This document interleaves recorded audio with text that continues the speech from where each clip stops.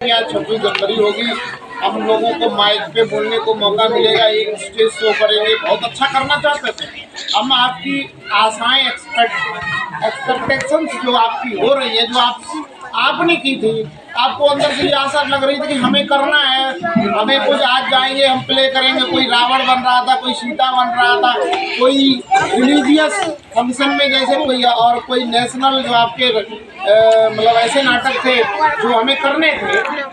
ऐसा आपको लग रहा होगा कि हमें कार्यक्रम करना था और हम नहीं कर पाए। परंतु जो लोग आज मौसम ने हमारा सपोर्ट नहीं किया, कल वाला दिन जो है हम लोगों की जो अंतिम तैयारी का दिन था, वो दिन हमारा गलत चला गया, जिसके वजह से हम लोग 26 जनवरी सेलिब्रेशन जो होता है उसको नहीं कर पाए। लेकिन सबसे बड़ी बात ये है कि कोई बात नहीं, क्योंकि हम 26 जनवरी को आगे हम डिले करेंगे, किसी दिन मनाएंगे। मैं आपसे प्रॉमिस कर रहा हूँ। हजारे सभी लोग, स्टाफ भी है, मतलब सभी लोगों का ये मानना है कि हम इसको, इस कार्यक्रम को किसी दिन सेलिब्रेट करेंगे।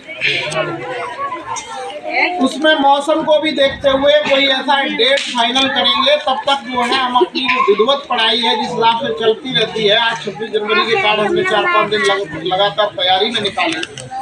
अब हम उसको पढ़ाई में लगेंगे, और पढ़ाई करने के बाद जो है, जैसे ही समय किसी तरह से सुटेबल समय मिलेगा हम तब 26 जनवरी मनाएंगे।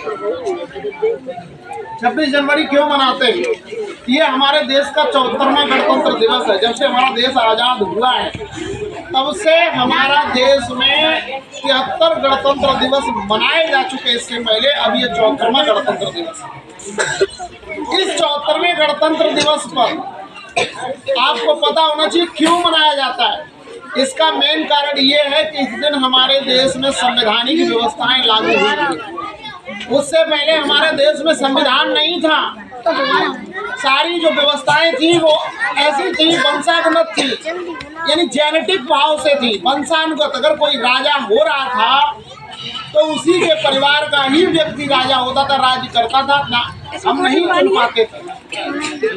जब से हमारे देश में 26 जनवरी 1950 से जब से संविधान लागू हुआ है, तब से हम लगातार जो है लोकतांत्रिक व्यवस्थाओं में मतलब अपना जीवन व्यतीत कर रहे हैं। जो नियम कायदे, जो हमारे लिए कानून जो बनाए जाते हैं, जो हम सरकार चुनकर भेज देते हैं, वही सरकार हमारे लिए नियम और कानून बनाती है। क्योंकि हमें संविधान है, अगर हमारे लिए कोई गलत कार्य कर रहा है तो हम हर 5 वर्ष के बाद उस व्यक्ति या उस सरकार को हम हटा सकते हैं। अगर हमारे हितों पर, हमारे मूल्यों पर अगर चोट कर रही है तो हम उसको हटा सकते हैं। ये हमें संविधान ने एक पावर दिया है। तो कहने का मतलब है, इस दिन हमारा यही सबसे बड़ा राइट था कि हमें संविधान मिला था, और संविधान के जरिए से हम जो है पूरे जितने भारत का भूभाग था उस पर संविधान हर राज्य में लागू हुआ। इसलिए इसको गणतंत्र दिवस बोला गया, क्योंकि हम एक गणराज्य देश बन गए, इसलिए इसको गणतंत्र दिवस बोला जाता है। 15 अगस्त 1947 को हमारा देश आज़ाद हुआ था, लेकिन हम पूर्ण रूप से स्वतंत्र नहीं हुए थे, इसलिए उसको हम स्वतंत्रता दिवस बोलते हैं। लेकिन 26 जनवरी 1950 को हमारे देश में संविधान लागू हुआ था, इसलिए 26 जनवरी को हम गणतंत्र दिवस बोलते हैं।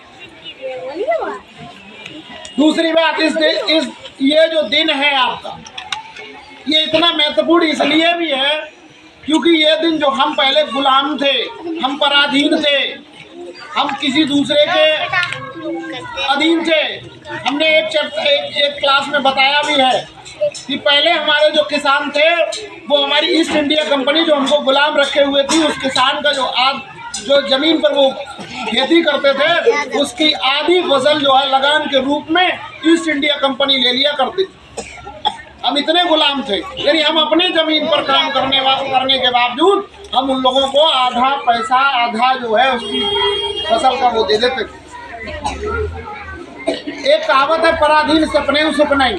अगर आपको बैठने के लिए बोल दिया जाए और आपको पराधीन कर दिया जाए और बोल दिया जाए कि आपको यहाँ बैठना है और मेरे ऑर्डर को फॉलो करना है, आपको उनके ऑर्डर फॉलो करने होंगे, उस दिन आपको पता चलेगा कि पराधीनता क्या होती है।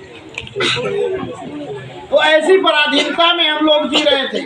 हमारे पूर्वजों ने बहुत सारे ऐसे पूर्वज हुए जिन्होंने अपनी जान तक न्यौछावर कर दी, और बहुत सारे लोगों ने ऐसा किया कि जो है आज जो है महापुरुष के रूप में हम उनको याद करते हैं। हालांकि वो हमारे इस दुनिया में नहीं है, लेकिन जैसे ही हम उनका नाम लेते हैं मुझे ऐसा लगता है कि आज वो जीवंत हैं, आज अमर हैं, वो हमारे सामने हैं। अगर किसी व्यक्ति का या किसी महापुरुष का अगर कहीं पर नाम लिया जाता है, अगर वो इस दुनिया में नहीं है, तो इसका मतलब है कि उसने अपने जीवन काल में बहुत कुछ किया है, इसलिए वो अमर है। और ये लग रहा है कि वो हमारे सामने मतलब जीवन उसका है, यानी वो हमारे सामने ही है, ऐसा लगता है। हर आदमी को एक लिमिट पर जीवन में जीना है, इसलिए हम शिक्षा के माध्यम से या किसी अदर काम के माध्यम से अपने जीवन में एक ऐसी पहचान बनाएं ताकि लोग हमें याद करें।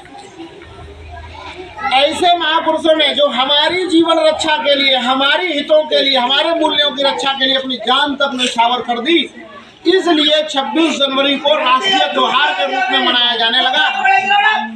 क्योंकि राष्ट्रीय त्योहार इसलिए मनाया जाता ताकि हम लोग उन लोगों के बलिदान को याद रखें, हम ये ध्यान रखें कि बताओ आज हम कितनी स्वतंत्रता से जी रहे, इसके पीछे किसी बहुत सारे लोगों की अपनी जान की न्यौछावर कर दी, उन्होंने अपनी जान तक लगा दी, तब हम ये दिन देख रहे हैं। इसलिए ये महत्वपूर्ण दिन है, हम इसलिए इसको सेलिब्रेशन करते हैं, इसलिए खुशी से नाचते हैं, डांस करते हैं, सब कुछ करते हैं, क्योंकि यही ऐसा दिन था जिस दिन हम गुलामी से मुक्त हुए थे, इसलिए हम सेलिब्रेशन करते हैं। और अब लास्ट में हम अपनी बात खत्म कर रहे हैं, और इसका एक महत्व और है। आज हम देख रहे थे एक आलोक लड़का, जिसको कभी आपने गाते हुए नहीं सुना होगा, आज वो अपना गाना गा रहा था। आगे चल के जब हम ये सेलिब्रेशन करेंगे तो गाना गाएगा, उसको पता लगेगा कि माइक पे बोलना कितना आसान है, और वो आगे चल के गाना गा सकता है। आजकल आदमी को मल्टी टैलेंटेड होने की आवश्यकता है, उसे हर क्षेत्र में कुछ न कुछ कर आना चाहिए, समझ रहे, तभी वो सफल होता है। आलोक गा रहा है, लोग सिर्फ उसको जब गाना गाता है तो लगता है अजूबा है, क्योंकि लड़कों को लड़कियों वाला गाना नहीं गाना चाहिए, लेकिन लग रहा है, लेकिन वो बोल रहा है। बहुत एक लड़की रंजना जब वो अभिनय कर रही थी, क्या नाम उसका, पनपड़ बीबी का, जब वो एक्टिंग कर रही थी तब देख रहे थे वो किस तरीके से अभिनय कर रही थी। ये लग रहा था बिल्कुल अनपढ़, और ऐसा नहीं है कि वो वास्तव में अनपढ़ हो, अपने क्लास की टॉपर स्टूडेंट है वो, और उसमें उनको अनपढ़ बीबी का उसने रोल लिया हुआ, और इतना अच्छा कर रही है। जो जिम्मेदारी उसको सौंप दी गई है उसने उसको बखूबी निभाने का प्रयास कर रहा है कि हम उस रोल में, चाहे मेरा टीचर सामने हो कोई भी, हम उसमें अभिनय करेंगे। तो कहने का मतलब है हर क्षेत्र में वो अच्छा कर रही है। तो ऐसे ही जब करेंगे तो हमें इन्हीं सांस्कृतिक प्रोग्रामों के जरिए से हम बोलने वाले बनेंगे, इसी से नेता बनेंगे, इसी से राष्ट्र कोई लोकवायक बनेंगे। देवकीनंदन ठाकुर का नाम सुना आपने, बहुत बड़े कथावाचक है। अभी धीरेन्द्र शास्त्री बागेश्वर धाम, 26 साल की उम्र है, बहुत बड़े कथावाचक है। कहाँ से मिला? ये विद्यालय से मिला।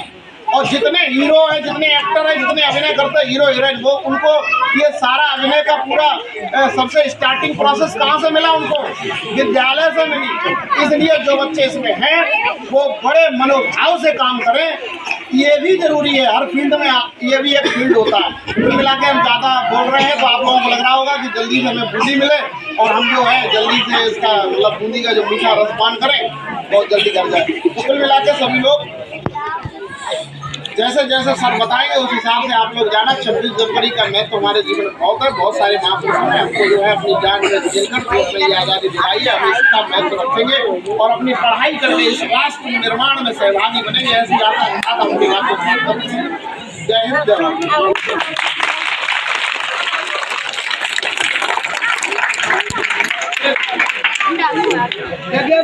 भारत।